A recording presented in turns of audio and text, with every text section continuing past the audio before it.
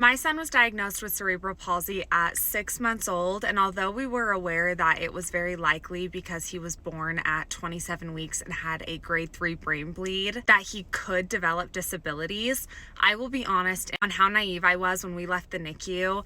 I thought that we would have known before he left the NICU if he was going to be disabled, and I didn't realize that those diagnoses could come later in life. In regards to cerebral palsy and what signs to look for, cerebral palsy has a very wide spectrum. There are also multiple types of cerebral palsy. The number one sign that we saw in Beckham was the overtone in his legs. Now, Beckham was my first baby, so I did not realize that baby's limbs were supposed to be extremely flimsy, and when I changed his diaper, him having extremely stiff legs was not normal. I didn't realize that. He did really spastic movements, which looked like bicycle kicks. So he was constantly doing little bicycle kicks with his legs.